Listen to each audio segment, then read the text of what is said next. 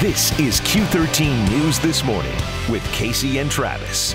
Good morning, and thanks for watching Q13 News This Morning with me, Travis, and you, Kaci. Here's what we're focusing on for you this half hour. Gone fishing. You hear that a lot. Usually it means you're far away from the headaches of work, but what if that was actually your job? Coming up, a local CEO will be our guest to tell us how he turned his passion into his career, and we'll ask his advice on how we can all do the same. I want that job right there. Me too. Then, do all the Seattle mayoral candidates sound the same to you? Yeah, you're not alone. So how can you tell them apart, and why should you even try if you don't live in the city of Seattle? We're digging into these important questions with our own Brandy Cruz. Also, you want to be kind and positive, but how do you do that without getting run over and taken advantage of, especially at work? It is possible. We'll help you do it ahead. And Tyler, that is relating to the question we're asking over on Facebook. That's right. We want to know, are you an optimist? Are you a pessimist? Or are you like me and maybe you're a realist? And why do you have that outlook? We'll read some of your responses. Coming up, join us on Facebook. But first, this long stretch of sunny, lovely weather just continues. It's the perfect Northwest summer, and we're going for a record, people. A record! We can do it. If we make it to August 7th with no rain, we'll have broken the record set back in 1951, 51 straight days with no rain. It's a lot. Now, you might be wondering, wait a minute, didn't we, I'm no weather expert, but didn't we actually get some rain on Thursday? You're not wrong, but it only counts if we get measurable rain in one specific spot that happens to be our official Seattle rain gauge, which is here. SeaTac Airport. You may have heard us mention SeaTac as the place where official temps and precip are recorded, but we thought we'd actually show you where at the airport.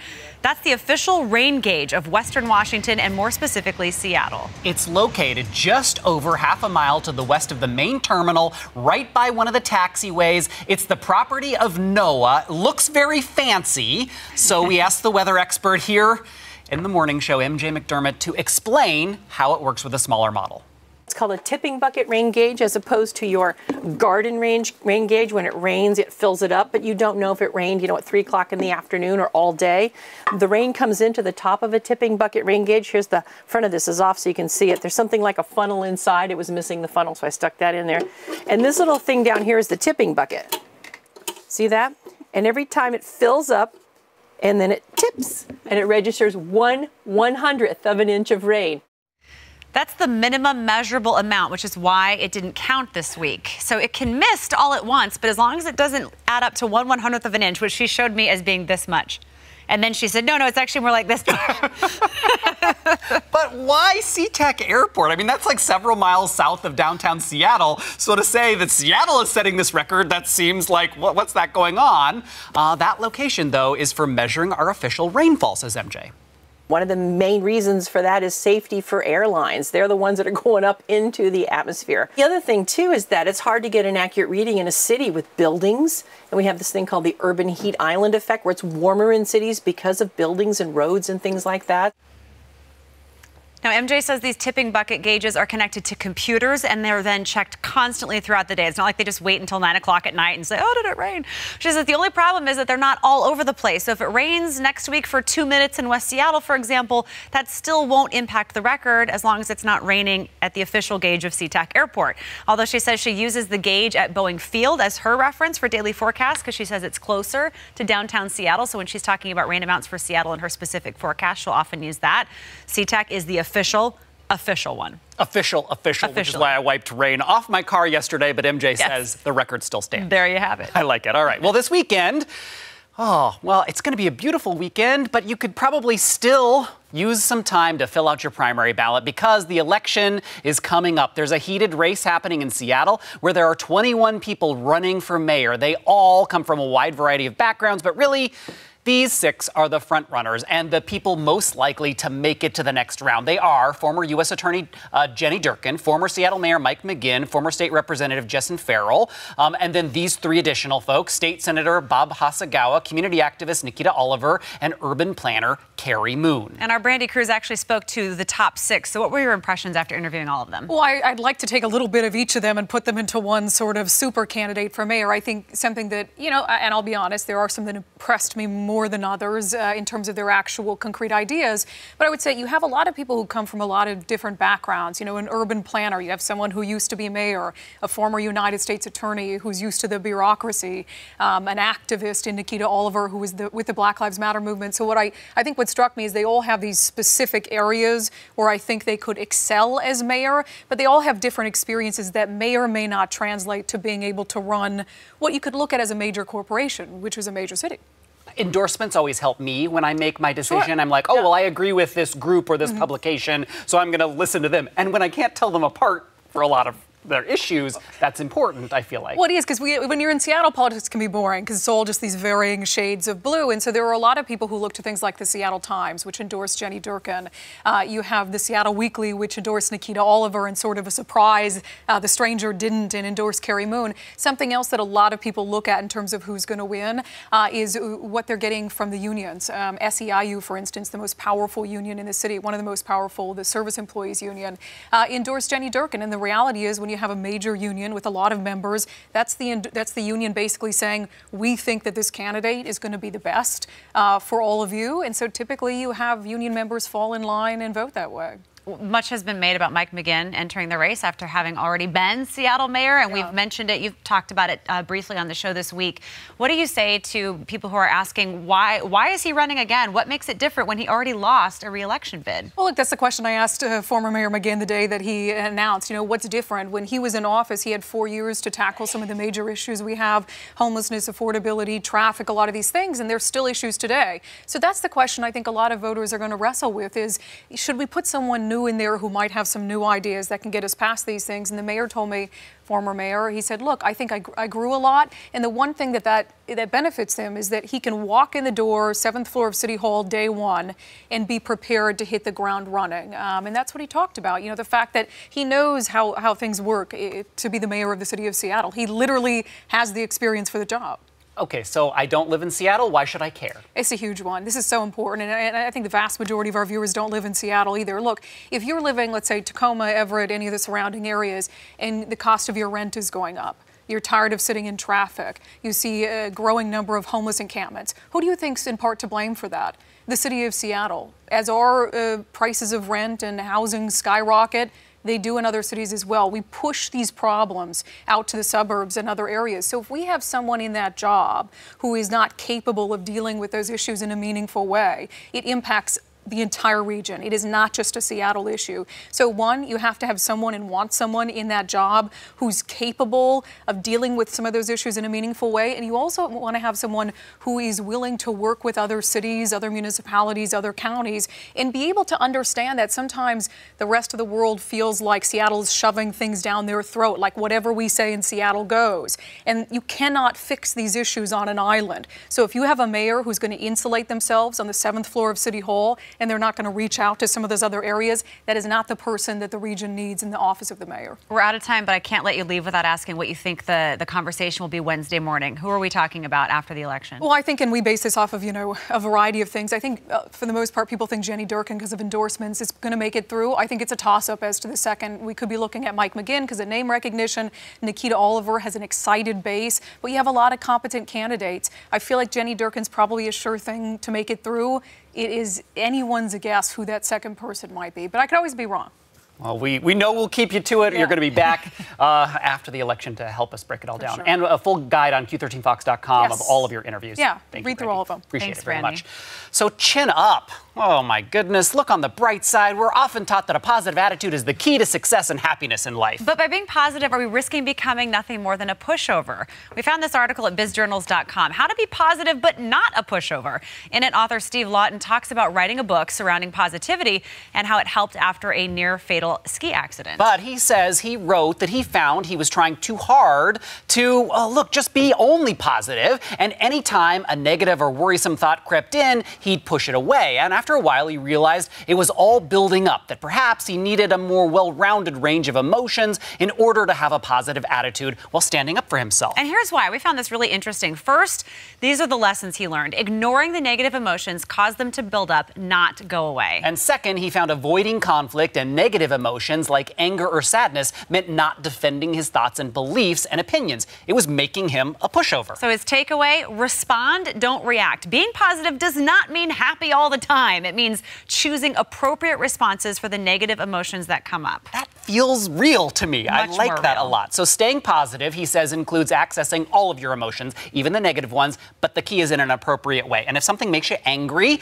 don't react with anger, but you should also not push it away and ignore it in the name of staying positive. That's when you become a pushover. So a little bit less Pollyanna and a little bit more acceptance in the name of staying positive. Accept the anger, think about how the emotion relates to your overall objectives in that situation, and then use it as a fuel to attain your goals in a positive way. So remind yourself that being positive without being a pushover doesn't mean pretending other emotions don't exist. It means staying positive as you feel other emotions and fight for what you believe in a constructive way. And we're actually talking about this over on Facebook. Go to our Q13 Fox Facebook page and join the conversation. And we also have something else that we really wanted to talk about. Have you ever looked at life's true joys and thought, I want to get paid to do those things. I want to do what fulfills me. And not just part-time, not like a hobby, full-time. Well, our guest, Larry Barrett, did just that. So we are fascinated to hear how we can all do this. Larry took his love of fly fishing and made an absolute career out of it. You're now part of a premier local company that outfits fly fishers the world over.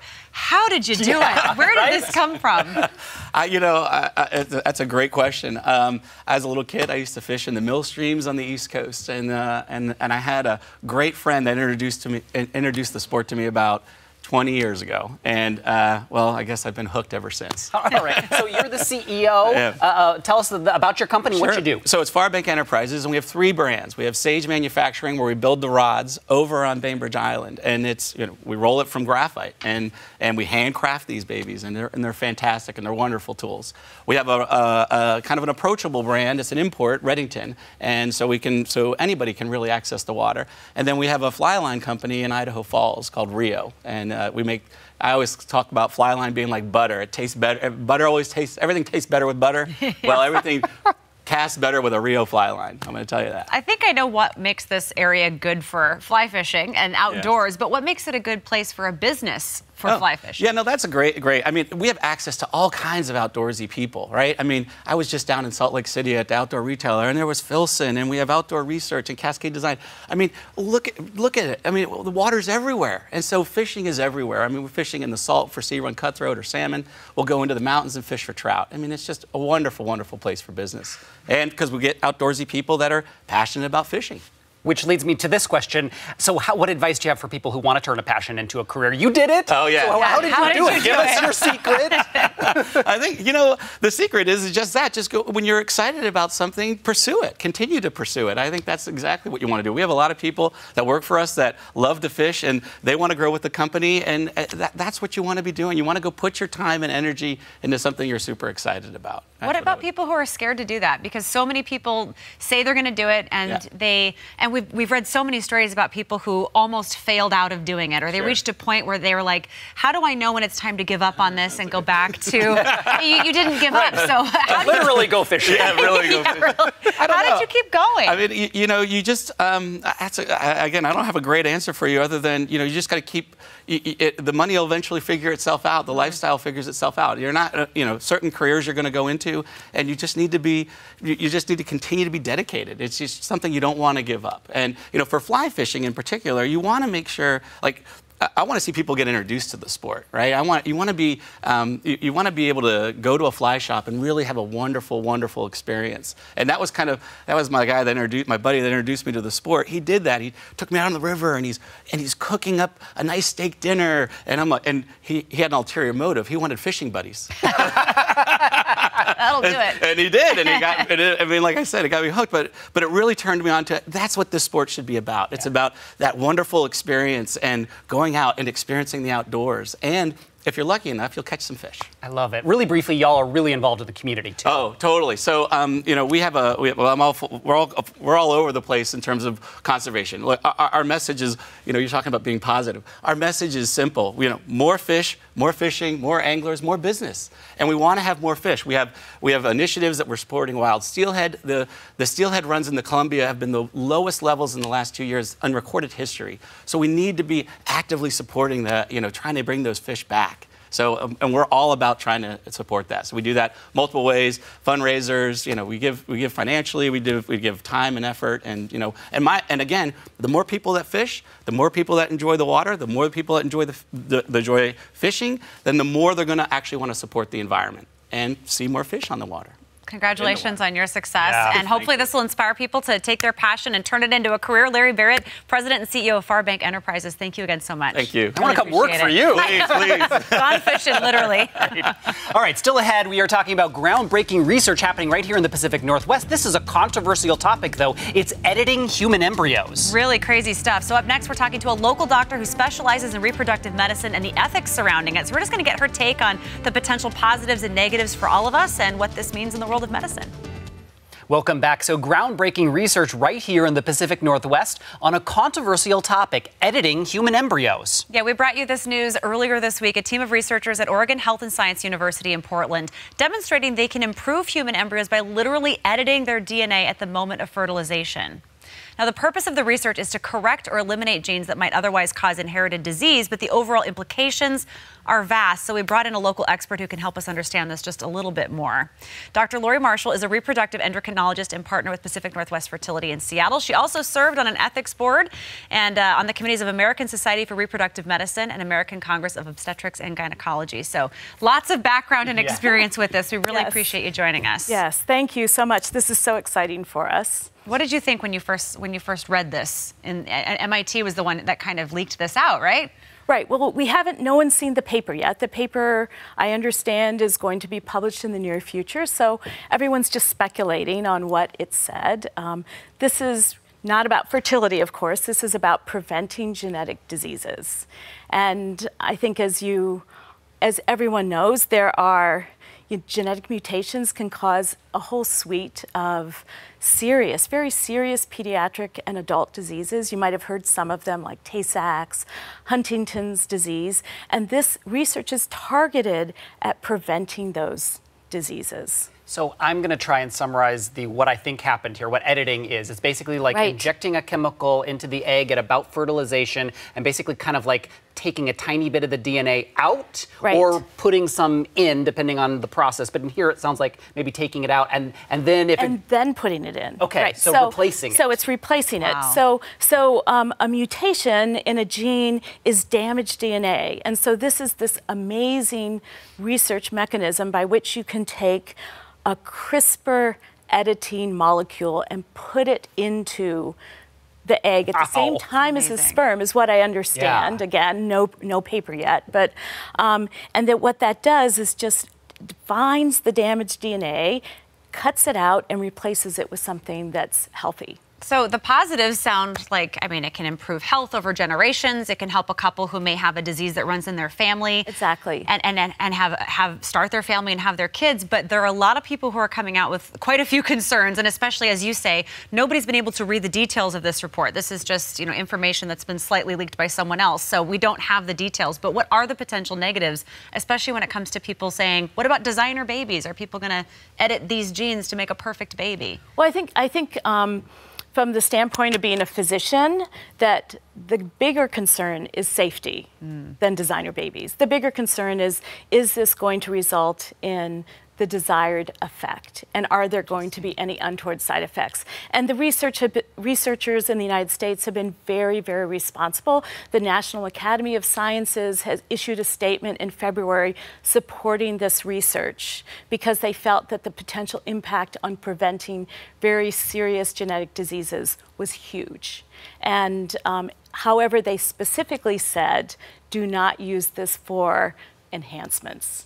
meaning designer babies. Which leads us to this letter that you got from an 8th grader, and you wanted to read a little bit of it, if you would. This was before this, this was before this came out, and I got this random letter from an 8th grader who was doing a science project in school and looking at inventions, and wrote letters to many fertility clinics encouraging us not to use technology to make designer babies. Let's see if we have it. I know that we might have. Oh, we don't have it. If you have a couple lines that you can read, if you don't worry about it. But I read it, a little bit of it, when you sent it to me, and it was just basically a concern over, it's good for some things, but not for others. Coming from a very great perspective, very heartfelt concern. And so I think a lot of the population, a lot of the general public, is very concerned about designer babies. We see this technology as having so much potential to prevent really horrible disease that we feel like there can be a line that will be drawn. And I think that the entire scientific community in the United States is really committed to doing that. Who draws that line? Yeah. So there's a lot of ways the line can be drawn. Yeah. This particular research is not funded by the government. Oh, okay. Okay, so the government will not fund research that involves embryos, and this research involves embryos. Interesting. So the National Academy of Sciences is a private oversight body that puts forth guidelines for scientists, and that body is very respected and provides oversight. If a research group has a paper, they're not going to be able to publish a paper that involves enhancements in this country. So the editors of scientific journals are not going to allow that work to be published. Every research institution has boards that review the research before it's done, and then they have committees that watch the research as it's being done. So I think that here in the United States, that there's so much regulation of this type of research that I think the line can be drawn. Interesting. I didn't even know those existed already. Yeah, I think the line can be drawn, and I think everyone has to be committed to not stepping over that line. Well, Dr. Lori Marshall, thank you very much for helping us kind of understand where that line is and what this research could mean for so many people, so many families. Thank you for being here. Yes, great job. Thank you. Great. Very helpful. You can learn more about her practice at pnwfertility.com. Still ahead, are you an optimist, a pessimist, a realist? That's what Tyler's asking over on Facebook, and we want to hear your response. He'll be with us. A pessimist who claims to be a realist. And take a look at your screen for our Friday trivia. We'll have the answer on the other side of the break for you. Travis and I don't even know the answer yet. All right, take a look at your screen. Here's the weekend trivia. 60% of women say a man is more attractive if he has... What do you think? I said good manners. I said gray hair. Gray hair has to be gray hair. All right. And the answer is producer Bavisha. Good manners. Yeah! I knew it. Although gray hair is a close second. Gray hair is lovely. All right. So are you an optimist, a pessimist, or a realist? Digital producer Tyler's here. What do they say? Well, I'm pretty impressed with our viewers because a lot of people are saying that they're optimists. Logan says optimistic because you only have one life. Oh, I like that. Now, here's what I would like to classify myself as. Carrie says she's an optimistic realist. I like that. Okay. Yeah, tempered optimism. What do you consider yourself? I have long thought I was an optimist, but I like the idea of an optimistic realist. Like trying to live with optimism, but I think working in news, we tend to be realists. Yeah. Yes. I think that's a draw. What about you, Kaci? I always think optimistically, but I react pessimistically. Like, oh no, everything's going to crap. What am I going to do? But I think about it positively. All right. I like it. Good intentions. I try. We hope you have a great rest of your day. There's our optimism.